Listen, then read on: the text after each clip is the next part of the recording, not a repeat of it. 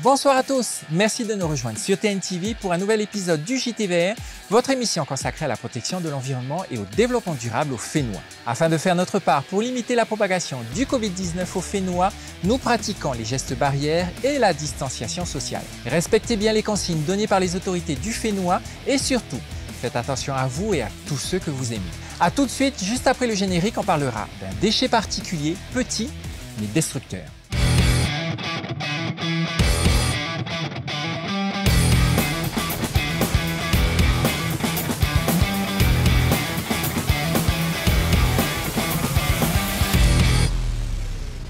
Comme chaque année maintenant, nous vous parlons du jour du dépassement mondial.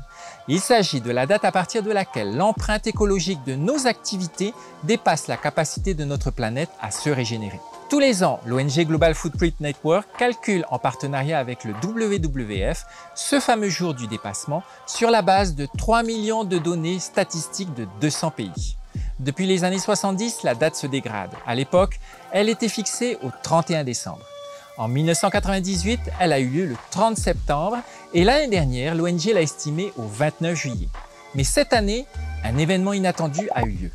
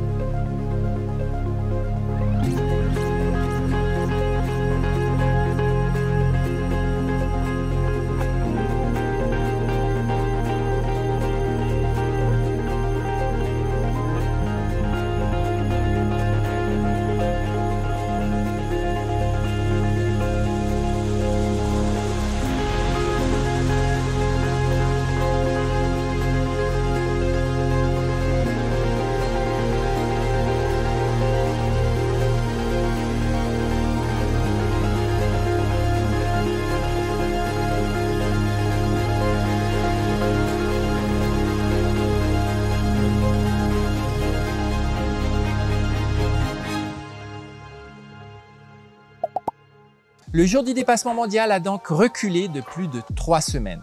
Et l'ONG qui publie ces chiffres chaque année en tire 2 grandes leçons. La première, c'est qu'il ne faut pas se réjouir trop vite, car l'arrêt des activités humaines n'a pas été voulu, mais imposé par la situation sanitaire. L'ONG aimerait croire qu'un jour, les activités humaines redeviendront plus raisonnables grâce à des décisions raisonnées. La deuxième leçon à retenir est que cela est possible. À un moment critique, les États ont pu prendre des décisions drastiques pour sauvegarder des vies humaines précieuses. C'est peut-être ça qu'il fallait démontrer. 20 ans, cela fait 20 ans que nous parlons de tri des déchets à Tahiti.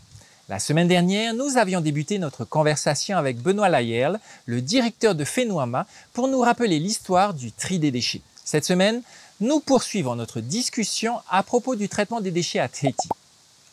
Notre génération, quand on était à l'école, on ne parlait pas de tri. Donc le tri est arrivé quand on était adulte, comme une contrainte. Et aujourd'hui, les jeunes de moins de 25 ans, je dirais, pour eux, le tri, c'est quelque chose d'automatique, d'instantané, de spontané. Et à la rigueur, ils sont même surpris quand des fois, il n'y a pas de poubelle. Donc c'est là-dessus aussi qu'il y a encore des efforts à faire pour généraliser les points, etc. Alors c'est vrai que ça a été une histoire passionnante. Surtout au niveau de la communication. Effectivement, dès le départ, les personnes qui étaient à la tête de ce système-là ont tout de suite compris qu'il fallait former la jeunesse, qu'on n'allait pas avoir des résultats dans les 5 ans. et qu'on allait avoir des résultats peut-être que dans 15 ou 25 ans.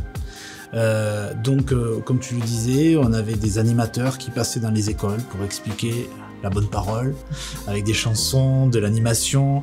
On a tout de suite ouvert nos installations aux visites, donc les visites étaient possibles, sont toujours possibles.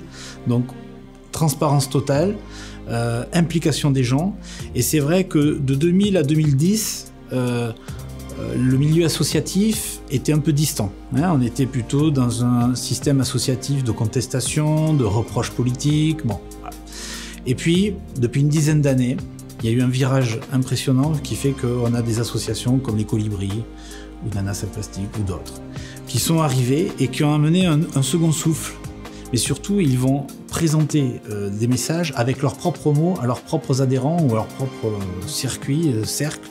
Et donc ça permet d'avoir un message différent, des fois avec quelque chose de très limité, en portée très limitée, mais très efficace, en tout cas qui change de ce que nous savons faire. Et donc c'est totalement complémentaire à ce que nous faisons. Donc ça a été vraiment une belle évolution. Donc la communication a bien évolué, puis surtout s'est adapté. Au départ, c'était que des spots télé, spots radio. Dernièrement, Internet, bien sûr, a révolutionné les choses. Le Facebook, voilà, les réseaux sociaux, les messages sont plus spontanés, directs. On arrive comme ça à impulser une information très rapidement. Savez-vous que le mégot de cigarette est le principal déchet retrouvé dans l'environnement? On estime que 137 000 mégots de cigarettes sont jetés chaque seconde dans le monde. Or, il va mettre plusieurs années pour se dégrader totalement. Et en attendant, à lui tout seul, il va polluer jusqu'à 500 litres d'eau. Bref, des substances chimiques toxiques pour toi et pour la planète. Et si on les faisait avaler aux gens? Avaler? Mais c'est des trucs dégueulasses, ils vont se rendre compte. Non, non, non, à petite dose, un peu tous les jours. Ils se rendront compte de rien.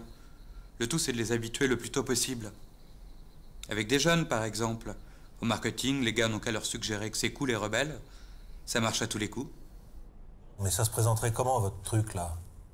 Je crois que je vois assez bien comment ça pourrait être. Arsenic, acétone, DDT, ammoniac, polonium 210. Fumer, c'est servir de décharge aux pires produits toxiques. Ne vous faites pas rouler par la cigarette. Et ça va nous coûter combien, votre affaire? Bah rien. Les jeunes sont prêts à payer pour avaler ces merdes. Pour terminer notre JT Vert, nous vous proposons pour une fois de rester au Fénois. Savez-vous comment trouver un point d'apport volontaire pour y déposer vos déchets dangereux comme les piles, les batteries, les huiles de moteurs usagées, le verre, les ampoules et les néons, les médicaments usagés ou périmés ou encore les fusées de détresse? Rendez-vous sur le site internet du syndicat Fénoama, c'est notre coup de cœur de la semaine.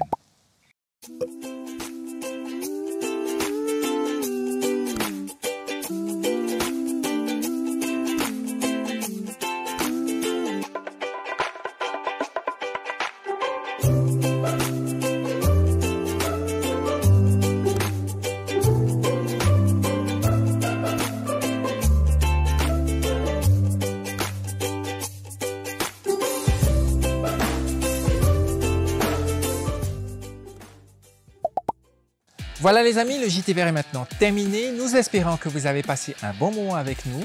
Vous pourrez retrouver notre émission sur le replay de TNTV ainsi que sur les réseaux sociaux du JT Vert. Faites attention à vous et à tous ceux que vous aimez. Restez prudents. À dimanche prochain sur TNTV. Au revoir.